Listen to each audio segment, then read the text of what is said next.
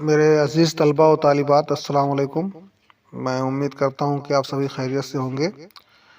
آج ہم classical poetry کے متعلق گفتگو کریں گے۔ کلاسیکل پوئٹری میں قصیدہ، مثنوی، مرثیہ وغیرہ آتا ہے، تو اس پر آج ہماری بحث ہوگی۔ سب سے پہلے ہم بات کریں گے قصیدے کی۔ لفظ قصیدہ کے معنی پرمغز کے ہیں۔ ایک توجیہ یہ بھی کی گئی ہے کہ قصیدہ لفظ قصد سے نکلا ہے۔ اس کے معنی ہے ارادہ، چونکہ پوری نظم ایک ہی ارادہ سے لکھی جاتی ہے، اس لیے یہ نام دیا گیا ہے۔ اصطلاح میں قصیدہ سے مراد وہ نظم ہے جو مدح و ذم کے لیے مستعمل ہو۔ قصیدے کے پہلے شعر کے دونوں مصروں میں قافیہ ہوتا ہے اور دیگر اشعار میں صرف مصرع ثانی میں قافیے کا اہتمام کیا جاتا ہے۔ قصیدہ اپنی حیات ہی سے اپنی شناخت برقرار رکھ سکا ہے۔ اگر اس کی حیت بدل دی جائے تو قصیدہ بھی اپنی شناخت کھو دیتا ہے۔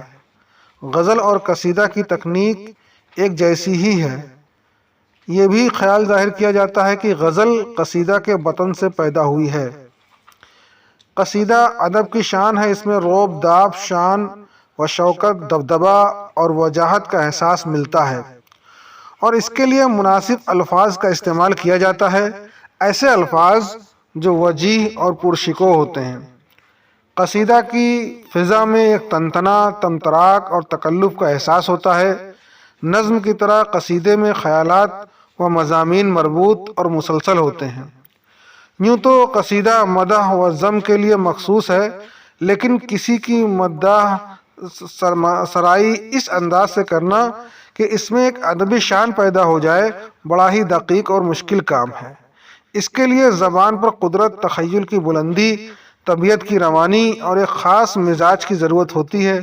غالباً یہی وجہ ہے کہ بہت کم شاعروں نے اس کی طرف توجہ کی ہے۔ قصیدہ عرب کی پیداوار ہے اور فارسی کے توسط سے اردو میں آیا۔ عرب میں اس کا رنگ بالکل جداگانہ تھا۔ عرب کی شاعری میں وہاں کی سیرت جھلکتی ہے۔ شجاعت، سخاوت، مہمان نوازی اور الفت و محبت کو نہایت سادہ لیکن دلکش اور مؤثر انداز میں بیان کیا گیا ہے۔ عربوں کی زندگی میں شاعری کا بہت دخل تھا۔ ہر سال مخصوص دنوں میں شہر عکاظ میں ایک بہت بڑا میلہ لگتا تھا۔ عرب کے مختلف قبائل وہاں جمع ہوتے تھے اور ہر قبیلے کا شاعر اپنا کلام سناتا تھا، اور ان میں سے بہترین قصیدہ کو چن کر کعبہ کی دیواروں پر آویزہ کیا جاتا تھا۔ ایسے ہی 7 قصیدے سبع معلقات کے نام سے موسوم ہیں۔ آج بھی ان قصیدوں کو بڑی قدر کی نگاہ سے دیکھا جاتا ہے۔ عرب میں قصیدہ نگار اپنے ذاتی احساسات، تجربات، روزمرہ واقعات، قومی و ملکی حالات، مناظر فطرت اور عشق کی واردات بیان کرتا ہے۔ ہر چند کے قصیدہ مدح و ذم کے لیے مخصوص ہے۔ اس میں دیگر مختلف قسم کے مضامین بھی بیان کیے گئے ہیں۔ حقیقت نگاری اور سادگی عربی قصیدوں کی اہم خصوصیت ہے۔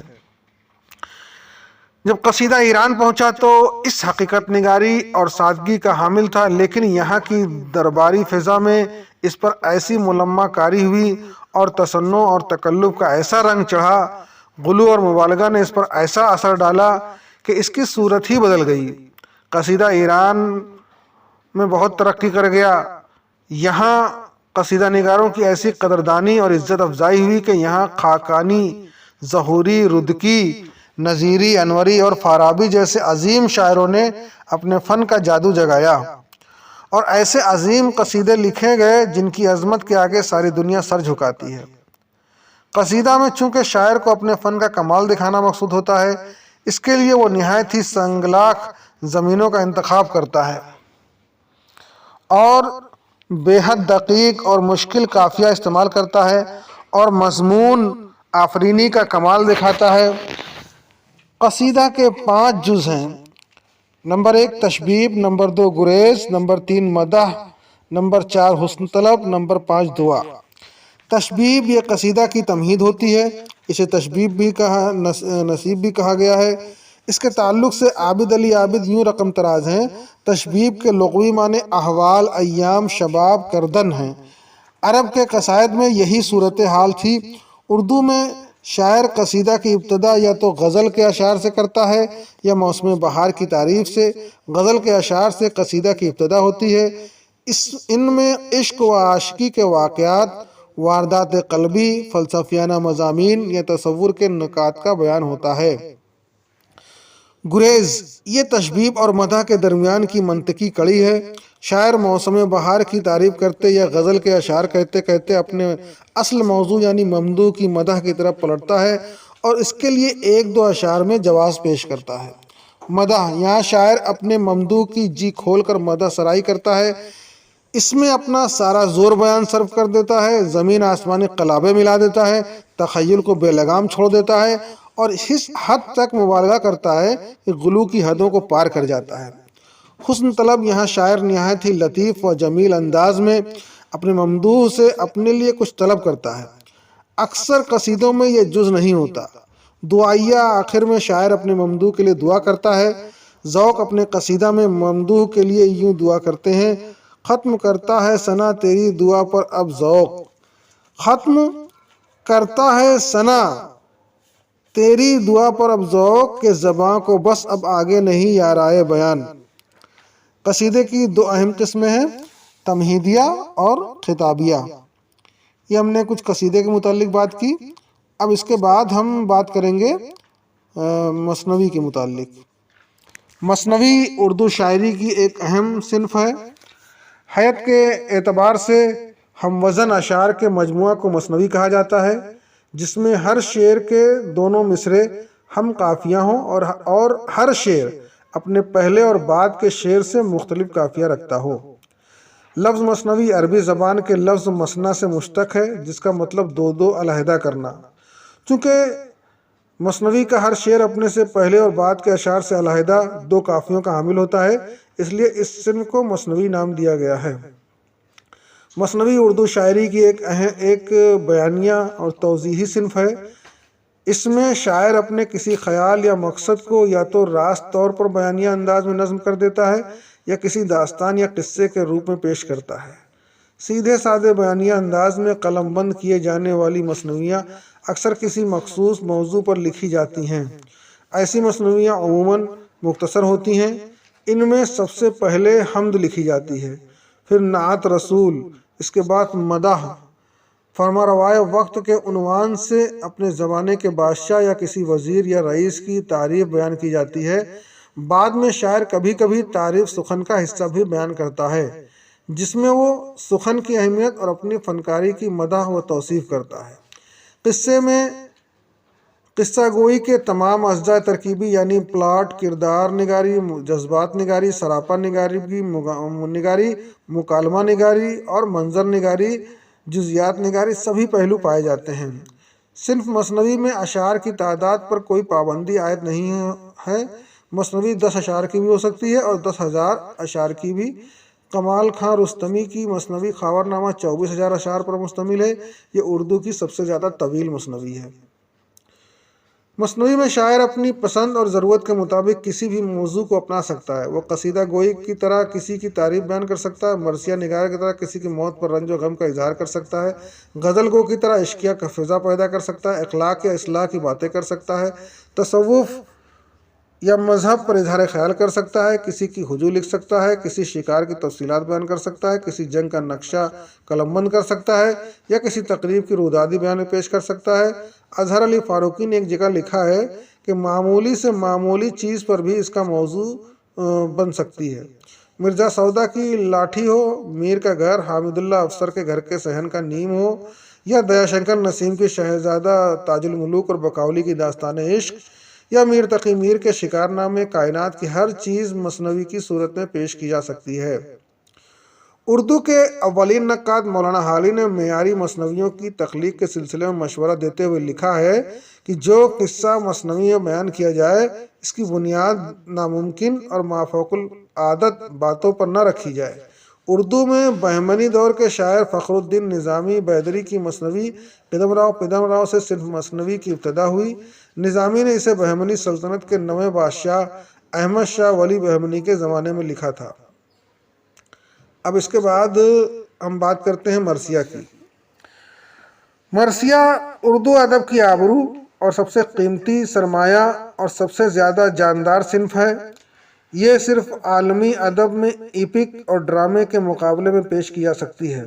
ویسے مرثیہ نہ ایپک ہے نہ ڈرامہ، لیکن اس میں ایپک کی وسعت بھی ہے، ڈرامے کی گہرائی بھی ہے۔ مرثیہ نیم ڈرامائی نیم بیانیہ نظم ہے۔ ہم مرثیے کو دو حصوں میں تقسیم کر سکتے ہیں۔ نمبر 1 وہ مرثیے جو حضرت امام حسین رضی اللہ عنہ اور ان کے ساتھیوں کی شہادت اور کربلا کے دیگر واقعات پر مبنی ہے، اور وہ مرثیے جو مختلف مشاہیر قوم یا کسی عزیز کی موت پر لکھے جاتے ہیں انہیں شخصی مرثیہ کہتے ہیں۔ اردو میں شخصی مرثیہ کہے گئے ہیں، جیسے مولانا حالی کا مرثیہ غالب ہے۔ ڈاکٹر اقبال نے والدہ مرحومہ کی یاد میں جو نظم کہی وہ بھی بقول صالحہ عابد حسین اردو کے بہت عمدہ مرثیوں میں شمار کی جا سکتی ہے۔ اردو میں مرثیہ اس واقعے سے مختص ہو گیا جس نے اسلامی دنیا میں تہلکہ مچا دیا، یعنی جو حضرت امام حسین رضی اللہ عنہ کی شہادت اور اہل بیت کے مصائب سے متعلق ہے۔ اردو مرثیے کا سانچہ خاص اردو زبان سے آیا، نہ یہ عربی سے آیا نہ فارسی سے۔ اس کی مثال دوسری زبانوں میں نہیں ملتی۔ بقول ڈاکٹر سید حامد حسین اردو مرثیہ کی تاریخ اتنی ہی پرانی ہے جتنی اردو زبان کی تاریخ۔ سارے دکنی شعراء جیسے وجیہی، غواصی، نصرتی، محمد قلی قطب شاہ نے مرثیے لکھے۔ دکنی دور کے مرثیے اردو شاعری کا اولین نمونہ ہیں۔ شمالی ہند میں مرثیہ گوئی کا آغاز 18ویں صدی کی ابتدا میں ہوتا ہے، اور جب ولی کا دیوان دلی پہنچا شمالی ہند میں دکنی مرثیے کی آمد شروع ہو گئی۔ میر ضمیر نے مرثیہ کو معیاری پیکر دیا، اجزائے ترکیبی متعین کیے۔ مرثیہ ایک ترقی یافتہ صنف شاعری بن چکا ہے۔ انیس و دبیر نے اس سانچے کو قبول کیا اور اسے ایک اعلیٰ اور آزاد صنف ادب کی آبرو دی۔ انیس نے فطرت انسانی، سادگی اور خلوص فن سے اردو مرثیے کو لازوال نمونے عطا کیے، تو دبیر نے اپنی فنکارانہ چابک دستی، زبان و بیان پر حیرت انگیز قدرت، موضوعات کے تنوع اور واقعات کی کثرت سے مرثیے کو نئی وسعت اور وقار دیا۔ انیس اور دبیر نے پہلی بار اردو شاعری کو ان جذبات و احساسات اور فطرت انسانی کے باعظمت پہلوؤں سے روشناس کیا جن کی غزل کی روایتی اسلوب بیان میں گنجائش نہیں نکلتی تھی۔ مرثیہ اردو شاعری کی ایسی واحد صنف ہے جو پوری طرح ایک خاص ثقافتی مزاج، عقیدہ اور سلسلہ روایات کی آئینہ دار ہے، چنانچہ اس کا فروغ اس ثقافتی ماحول سے وابستہ رہا۔ شاہان اودھ کے زوال کے بعد انگریزوں کے عہد میں مرثیہ نگاری سرپرستی سے محروم ہو گئی، پھر بھی اسے لکھنؤ میں مرکزیت حاصل رہی۔ غالباً اسی وجہ سے مرثیہ میں سماجی فضا عرب کے بجائے ہندوستانی ہے۔ اس پر لکھنؤ کی زبان و معاشرت کا گہرا اثر ہے۔ رسم و رواج، ماحول، بول چال، یہاں تک کہ توہمات تک ہندوستانی ہیں۔ لکھنؤ کی زندگی میں جہاں ایک خاص قسم کی نفاست، نوک پلک اور تیکھا پن ہے، وہاں ایک خاص قسم کا تکلف اور تصنع بھی موجود ہے، لیکن زبان اور محاورے کی وہ نوک پلک، بول چال کا وہ تیکھا پن بھی پایا جاتا ہے جو لکھنوی معاشرت کی ایک صنف ہے، معاشرت کی ایک صفت ہے۔ عناصر مرثیہ: میر ضمیر نے مرثیے کے حسب ذیل عناصر قائم کیے: چہرہ، سراپا، رخصت، آمد، رز، جنگ، شہادت، بین، دعا۔ کوئی کام تو نہیں ہے۔ سید محمد عقیل اپنی تصنیف مرثیے کے سماجات میں لکھتے ہیں: مرثیہ بہت دنوں تک صرف مذہبی چیز سمجھا جاتا رہا اور اس پر کسی طرح ادبی بحث کرنا سوء ادب تھا، لیکن مرثیہ پر باقاعدہ ادبی بحث کا آغاز شبلی نے موازنہ 1902 لکھ کر کیا۔ شبلی نے مرثیے کو عقیدے کے حصار سے نکال کر اسے تنقیدی ادب کے ایوان میں داخل کیا، اور پھر مرثیے پر ادبی مباحث کا دروازہ کھل گیا۔